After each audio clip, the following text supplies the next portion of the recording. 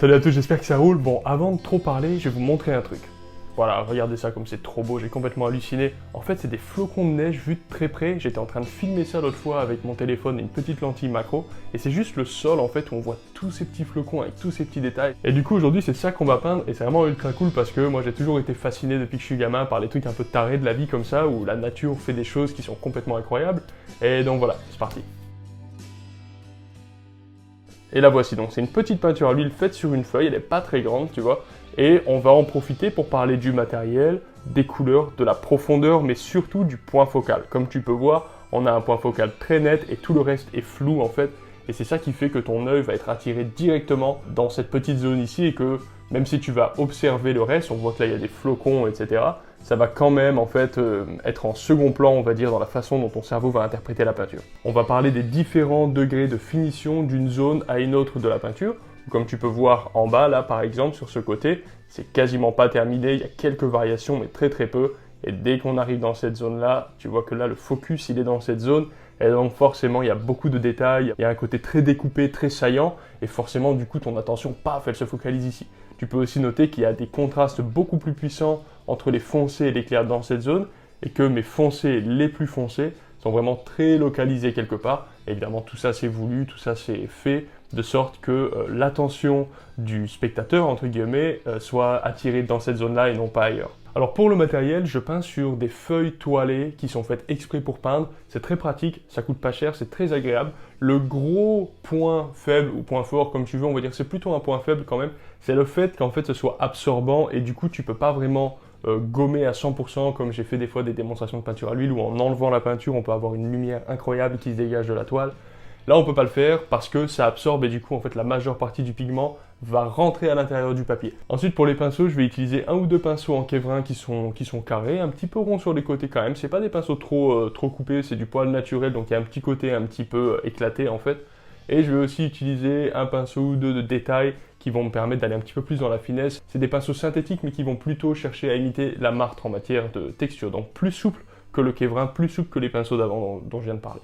Pour les couleurs, j'ai une dizaine de couleurs sur ma palette, que j'avais déjà énoncé il y a quelques vidéos en arrière. Néanmoins, tu vas voir, je vais utiliser très peu de couleurs, un petit peu de jaune oxyde, de rouge oxyde, de terre brûlée, de blanc. Bien sûr, je vais avoir deux types de blanc, opaque et transparent, mais en vérité, avec un seul tube de blanc, ça pourrait faire exactement le même résultat. Je vais aussi utiliser du noir, et en fait, ça va être à peu près tout. C'est vraiment une peinture qui est extrêmement désaturée, et j'ai vraiment voulu garder cette idée du blanc maculé des cristaux de neige. Donc on va voir que j'utilise beaucoup tout simplement du blanc et un peu de noir et pour faire du gris et ensuite éventuellement même du blanc pur sur la fin. Chaque peinture étant différente, il n'y a pas toujours besoin d'utiliser 15 milliards de couleurs, donc là tu vois c'est très désaturé, il n'y a pas de problème, tu as une palette très désaturée, noir, blanc, 2-3 couleurs et puis c'est tout.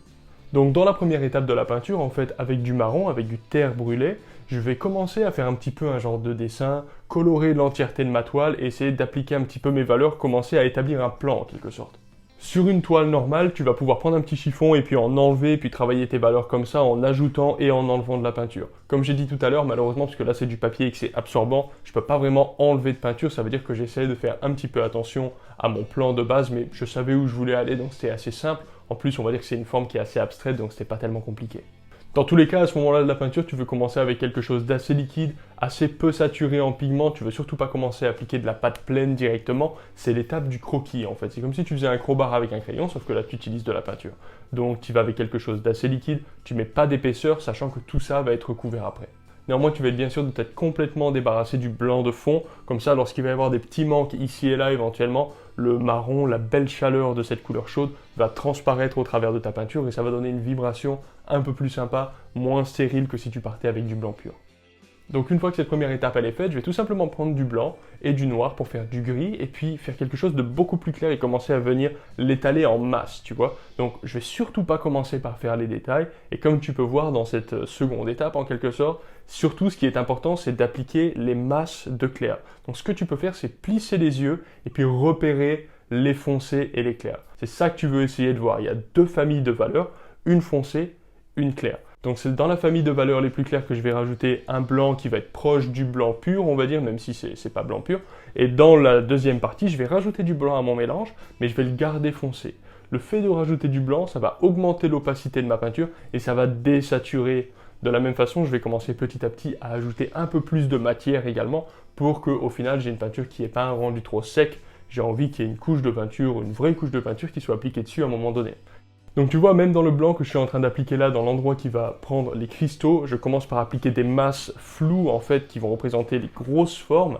Et surtout, c'est pas blanc, c'est vraiment quelque chose de gris, relativement loin du blanc. Et même si je sais qu'il y a des zones que je fais pour le moment en gris qui vont être plus claires après, je le fais dans ce sens-là. Parce que si tu fais dans l'autre sens, c'est-à-dire que tu dis « Ah tiens, c'est blanc, vas-y, je mets du blanc comme un taré », et bien en fait, ce qui va se passer, c'est que tu vas te retrouver bloqué. En fait, tu pourras plus ensuite faire les variations que tu désires. Quand tu fais des variations de couleurs, tu pars d'abord de quelque chose de relativement foncé pour ensuite monter vers le clair. Théoriquement, tu pourrais peut-être faire l'inverse, mais en pratique, c'est juste une galère de faire autrement. Donc, tu gardes tes tonalités les plus puissantes pour la fin. Ça veut dire que tout ce qui est proche du noir pur, tu t'en sépares, même si plus tard ça va venir. Tout ce qui est proche du blanc pur, pareil, t'en veux pas, même si tu sais qu'éventuellement il va y en avoir. Tu gardes en fait une marge de sécurité qui va te permettre de continuer à creuser dans tes valeurs au fur et à mesure que tu donnes de l'intérêt à ta peinture.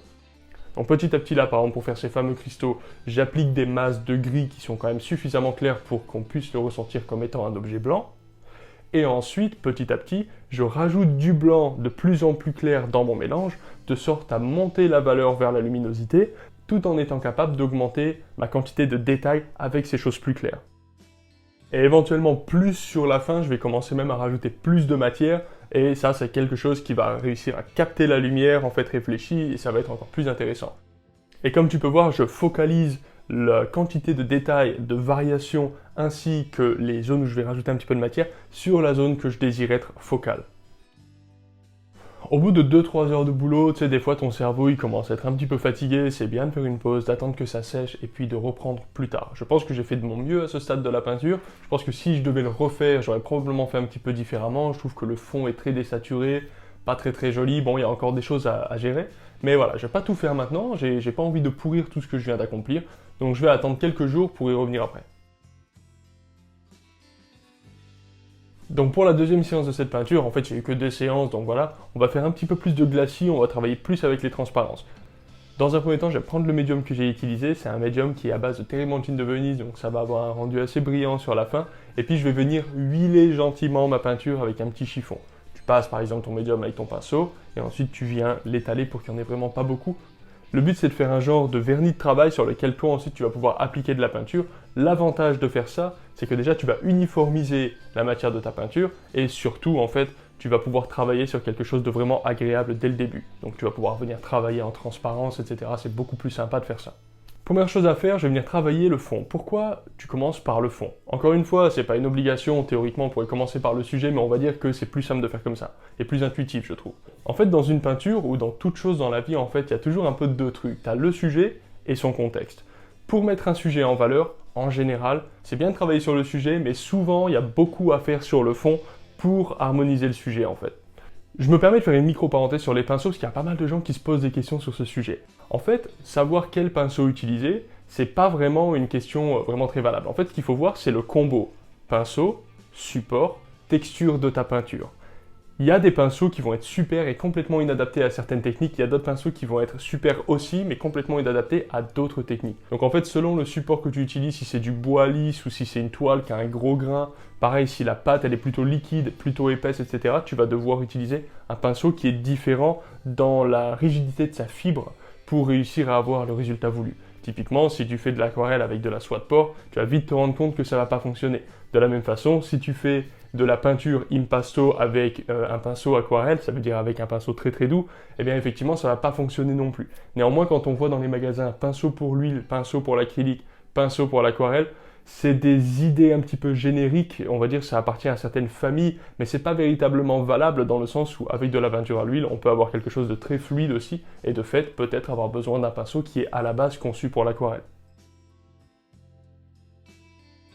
J'avais aussi envie d'éclaircir ce fond, de resserrer mes valeurs là où j'en avais envie, de réchauffer un petit peu les températures et puis de rajouter un petit peu plus de subtilité en travaillant certaines zones plus opaques, là où j'avais envie de faire des changements vraiment drastiques, et puis certaines zones un petit peu plus transparentes, là où je pensais que j'aimais bien le résultat d'avant, où je voulais juste avoir des changements subtils. Donc tu as tout à fait le droit, par exemple, de commencer une couche et de faire quelque chose de complètement opaque sur un côté qui recouvre une partie de ta peinture et puis de délier cette partie opaque jusqu'à ce qu'elle devienne transparente en fait. Ça, c'est pas du tout un problème, tu as le droit de travailler les différentes épaisseurs sur une même couche. C'est pas où tu travailles en pâte ou tu travailles en glacis. Tu as tout à fait le droit de cumuler les différentes techniques sur la même séance, c'est pas un problème.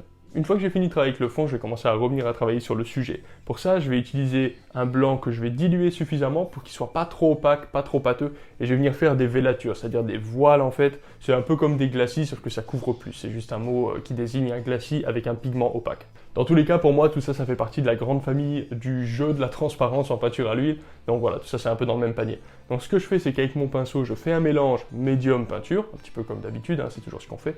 Et puis ensuite, petit à petit, je vais venir l'étaler sur ma peinture aux endroits où j'ai envie d'avoir cette fameuse lumière.